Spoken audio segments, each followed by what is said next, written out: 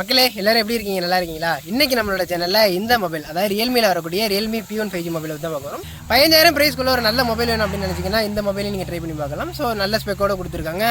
ப்ரைஸும் பார்த்தீங்கன்னா ஓரளவுக்கு ரீசனபுளாக பண்ணியிருக்காங்க. ரொம்ப பேசிட்டு இருக்காம வாங்க இப்போ வீடியோக்குள்ள. பாக்ஸ் நல்ல எல்லோ கலரில் கொடுத்துருக்காங்க. மொத்தமாக பாக்ஸோட பிடிக்கும் போது சரியான வெயிட்டாக இருக்குது. ஸோ இப்போ அன்பாக்சிங் பண்ணி பாக்ஸுக்குள்ளே என்னென்ன இருக்குன்னு சொல்லிட்டு பார்க்கலாம். ஸோ பாக்ஸை ஓப்பன் பண்ணதுமே நமக்கு ஒரு குட்டியான பாக்ஸ் கொடுத்துருக்காங்க. அதுக்குள்ளே வேற ஒன்றும் கிடையாது, சிம் எஜெக்டர் தான் கொடுத்துருக்காங்க. ஸோ அதுக்கு அடுத்து பார்த்தீங்கன்னா மொபைல் தான் கொடுத்துருக்காங்க. மொபைலில் கவர் எல்லாமே சேர்த்து தான் கொடுத்தாங்க. பட் நாங்கள் திருப்பி பேக் பண்ணும்போது அந்த கவர்லாம் வச்சு பேக் பண்ணலை. அதுக்கப்புறமா பார்த்தீங்கன்னா அந்த மொபைலுக்கான கேஸ் கொடுத்துருக்காங்க. பரவாயில்ல, குவாலிட்டியெல்லாம் ஓரளவுக்கு நல்லா இருக்குது. டெம்பரரிக்கு யூஸ் பண்ணுறதுக்கு இந்த கவர் ஓகே அப்படின்னு சொல்லலாம். அதுக்கப்புறம் மொபைல் எடுத்து வச்சுட்டு பார்த்தோம் அப்படின்னா ஒரு சில கார்டு, இந்த புக்லெட்ஸ் எல்லாம் கொடுப்பாங்க இல்லையா, அது எல்லாமே கொடுத்துருக்காங்க. அதுக்கப்புறம் பார்த்தீங்கன்னா சிம் எஜெக்டருக்கான டூல் கொடுத்துருக்காங்க, சார்ஜிங் கேபிள் கொடுத்துருக்காங்க, சார்ஜருமே 45 வாட்டுக்கான ஃபாஸ்ட் சார்ஜிங்கோட சார்ஜர் தான் கொடுத்துருக்காங்க. ஸோ இதை யூஸ் பண்ணி நம்மளால ஒரு 1 ஹவரில் சார்ஜ் பண்ணிக்க முடியும். ஸோ மொபைலை பற்றி பார்த்தோம் அப்படின்னா இந்த மொபைலில் மொத்தம் 3 கலரில் கொடுத்துருக்காங்க. ஃபஸ்ட்டு ப்ளூ, 2வது க்ரீன், 3வது ரெட் அப்படின்னு சொல்லிட்டு மொத்தம் 3 கலர் கொடுத்துருக்காங்க. நம்ம கையில் இருக்குது இப்போ இந்த ப்ளூ கலர் வேரியன்ட் தான். பேக் சைடு ஃபுல்லாகவே பிளாஸ்டிக் தான் யூஸ் பண்ணியிருக்காங்க. பட் ஒரு ஃபினிஷிங் டிசைனாக கொடுத்துருக்காங்க. பார்க்கறதுக்கு நல்லாவுமே இருக்குது. டிசைன் பார்த்தீங்கன்னா கொஞ்சம் டிஃப்ரெண்டாகவே 3 கலருமே ஒரே மாதிரி டிசைன் தான் கொடுத்துருக்காங்க. பட் பார்த்தீங்கன்னா ஒன்றும் வேறு மாதிரி இருக்குது. மொபைலோட மொத்த வெயிட் அப்படின்னு பார்க்கும்போது 188 கிராம். மொபைலோட ஃப்ரேம் வந்து ஒரு பாக்ஸான டிசைனில் கொடுத்துருக்காங்க இல்லையா, அதனால கையில் பிடிச்சி யூஸ் பண்ணுறது கொஞ்சம் கஷ்டமாக இருக்குது. ரொம்ப பெரிய மொபைலில் பிடிச்சிருக்க மாதிரி இருக்குது. மொபைலோட பாட்டன் சைடில் மொபைலுக்கான சிம் கார்டே கொடுத்துருக்கு. இதில் வந்து நம்மளால 2 சிம் இல்லைனா ஒரு சிம் ஒரு மெமரி கார்டு யூஸ் பண்ணிக்கிற முடியும் ஒரே டைமில். USB போட்டு கொடுத்துருக்காங்க. இது UFS 3.1 வரைக்கும் சப்போர்ட் பண்ணும். மொபைலோட டாப் சைடில் செகண்டரி மைக் கொடுத்துருக்காங்க. அந்த ஸ்பீக்கருக்கான சின்னதாக ஒரு ஹோல் கொடுத்துருக்காங்க. கூடவே 3.5mm ஆடியோ ஜாக்கான ஸ்லாட்டும் கொடுத்துருக்காங்க. ஸோ மொபைலோட அவுட்டர் லுக் எல்லாமே பார்த்தாச்சு. இப்போ இந்த மொபைலோட கொஞ்சம் உள்ளுக்குள்ளே போய் பார்க்கணும் அப்படின்னா ஃபஸ்ட்டு இந்த மொபைலோட டிஸ்பிளே பற்றி தான் பார்க்கணும். இந்த மொபைலில் 6.67 இன்ச்சுக்கான full HD plus AMOLED display கொடுத்துருக்காங்க. ஒரு சூப்பரான விஷயம் அப்படின்னு சொல்லலாம். ஏன்னா இந்த பட்ஜெட்டுக்கு அவங்க இந்த டிஸ்பிளே கொடுக்குறது ஒரு பெரிய விஷயம் தான். அது மட்டும் இல்லாமல் இந்த டிஸ்பிளேல நமக்கு AMOLED அப்படிங்கிறதுனால in display finger print sensor வந்துடும். ஸோ அது மட்டும் இல்லாமல் பஞ்சுவல் டிசைன் கொடுத்துருக்கிறதுனால பார்க்குறதுக்குமே பார்த்தீங்கன்னா ஒரு நல்ல டிசைனில் இருக்கிற மாதிரி தான் இருக்குது. மொபைலோட ஹையஸ்ட் பிரைட்னஸ்க்காக 2000 nits பீக் பிரைட்னஸ் கொடுத்துருக்காங்க. 120 Hz ரெஃப்ரெஷிங் ரேட்டோட வருது.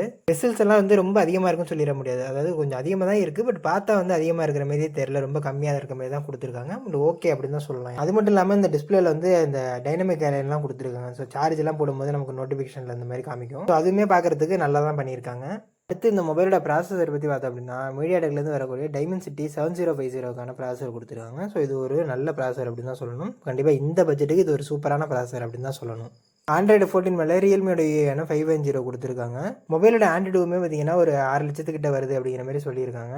LPDDR4X RAM தான் யூஸ் பண்ணியிருக்காங்க. இருந்தாலும் UFS 3.1 சப்போர்ட் கொடுத்துருக்காங்க.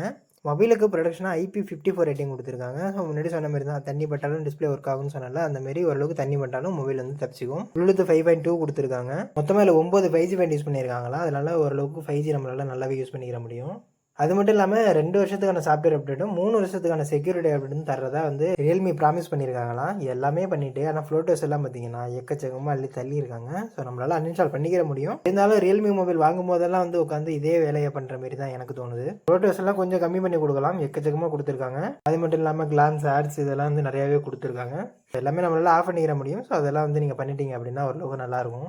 இந்த மொபைலில் மொத்தமாக 2 வேரியன்ட் கொடுத்துருக்காங்க. ஃபர்ஸ்ட் வந்து 6GB RAM 128GB ஸ்டோரேஜோட வரக்கூடியது. ரெண்டாவது பார்த்தீங்கன்னா 8GB RAM 256GB ஸ்டோரேஜோட வரக்கூடியது. நம்ம கையில் இருக்கிறது பார்த்தீங்கன்னா 6GB RAM 128GB ஸ்டோரேஜுக்கான மொபைல் தான். நாங்கள் இந்த மொபைலில் கேம் எல்லாமே டெஸ்ட் பண்ணல, இருந்தாலும் கேமிங் எல்லாம் ஓரளவுக்கு நல்லா விளையாண்டுக்க முடியும் அப்படிங்கிற மாதிரி தான் சொல்கிறாங்க. கேமர்ஸ் எல்லாம் யாராவது வாங்கணும்னு ஆசைப்பட்டீங்கன்னா ரொம்ப சீரியஸாக எல்லா ஸ்பெக்ஸையும் யூஸ் பண்ணி நம்மளால கேம் விளையாட முடியாது. ஓரளவுக்கு மிட் ரேஞ்சில் வச்சு விளையாண்டுக்க முடியும். ஸோ அதை மனசில் வச்சுக்கிட்டு வாங்க. அடுத்தது அந்த மொபைலோட கேமரா பக்கம் போனோம் அப்படின்னா இந்த மொபைலோட மெயின் கேமராவில் 50 மெகாபிக்சல் கேமரா சென்சார் கொடுத்துருக்காங்க. கூடவே முன்னாடி சொன்ன மாதிரி தான் 2 மெகாபிக்சலுக்கான போர்ட்ரேட் சென்சார் கொடுத்துருக்காங்க. மற்றது பார்த்தீங்கன்னா ஒரு கணக்கு காமிக்கிறதுக்காகவும் ஒரு டிசைனுக்காகவும் கொடுத்த மாதிரி தான் இருக்குது. ஸோ இந்த மெயின் கேமரா யூஸ் பண்ணி நம்மளால 4K 30 FPS வரைக்கும் வீடியோ எடுக்க முடியும். 1080 60 FPSலையும் வீடியோ எடுத்துக்கும். அடுத்ததாக செல்ஃபி பக்கம் போனோம் அப்படின்னா 16 மெகாபிக்சலுக்கான செல்ஃபி கேமரா கொடுத்துருக்காங்க. ஸோ இந்த கேமரா யூஸ் பண்ணி நம்மளால 1080 30 FPS வரைக்கும் வீடியோ எடுத்துக்க முடியும். ஸோ வீடியோ எடுத்துக்கிறதெல்லாம் இருக்கட்டும், கேமரா எப்படி இருக்குன்னு கேட்டிங்கன்னா கேமரா யூசேஜை பொறுத்த வரைக்கும் எனக்கு அந்த அளவுக்கு பிடிக்கல அப்படின்னு தான் சொல்லணும். ஃபோட்டோஸ்லாம் எடுத்துகிட்டு பார்த்தோம் அப்படின்னா டீட்டெயில்ஸ் எல்லாம் வந்து ரொம்ப ஆவரேஜாக இருக்கிற மாதிரி இருக்குது. இன்னும் சொல்ல போனால் ரொம்ப லோவாக இருக்கிற மாதிரி தான் எனக்கு தோணுது. ஃபோட்டோவுமே அப்படி தான் பார்த்தீங்கன்னா ரொம்ப உடையுது. எடுத்துகிட்டு ஜூம் பண்ணி பார்த்தோம் அப்படின்னா வீடியோவுமே பார்த்தீங்கன்னா ஒரு பெரிய டீட்டெயிலாம் இல்லை. எடுத்துகிட்டு இப்போ ஜூம் பண்ணோம் அப்படின்னாலே ரொம்ப உடையுது. மற்றபடி மெஜாரிட்டி ஃபோட்டோ வந்து எனக்கு ஒரு மாதிரி ஒரு அப்நார்மல் ஃபீல் தான் கொடுக்குது. ஸோ செல்ஃபி ரியர் கேமரா ரெண்டுமே பார்த்தீங்கன்னா வந்து எல்லா ஃபோட்டோவும் நல்லா இருக்குன்னு சொல்லிட முடியாது. ஒரு சில ஃபோட்டோ மட்டும் கொஞ்சம் நல்லா இருக்குது. ஸோ ஃபோட்டோ எடுக்கிறதுக்காக வீடியோ எடுக்கிறதுக்காக இந்த மொபைல் யாரும் வாங்கலாமான்னு கேட்டிங்கன்னா கண்டிப்பாக நான் வேண்டாம் அப்படின்னு தான் சொல்லுவேன்.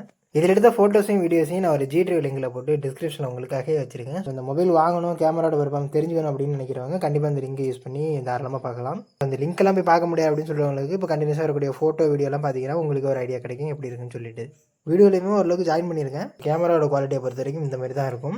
அடுத்தது நம்ம இந்த மொபைலோட பேட்டரி பற்றி பார்க்கலாம். இந்த மொபைலில் 5000 mAh பேட்டரி கொடுத்துருக்காங்க. சப்போர்ட் பண்ணுறதுக்கு 45 வாட் சார்ஜர் கொடுத்துருக்காங்க. இந்த சார்ஜர் யூஸ் பண்ணி நம்மளால் இந்த மொபைலை ஒரு மணி நேரம் இல்லை ஒரு மணி நேரம் 10 நிமிஷத்தில் நம்மளால் சார்ஜ் பண்ணிக்கிற முடியும். பேட்டரியோட பெர்ஃபார்மன்ஸ் கேட்டிங்கன்னா நீங்கள் ஒரு ஹெவி யூஸராக இருந்தீங்கன்னா கண்டிப்பாக ஒரு நாள் தான் வரும். இல்லை நீங்கள் ரொம்ப கம்மியாக தான் யூஸ் பண்ணுவீங்க, ஒரு ஆவரேஜான யூஸர் தான் அப்படின்னா கண்டிப்பாக ஒரு நாள் ஃபுல்லாக வரும், இல்லை அதிகபட்சம் அதை தாண்டி கூட வரலாம். அது உங்களோட யூசேஜை பொறுத்தது தான். பட் 45 வாட் அப்படிங்கிறப்போ டீசெண்டாக நம்மளால் அப்பப்போ சார்ஜ் பண்ணிக்கிட்டு யூஸ் பண்ணிக்கிற முடியும்.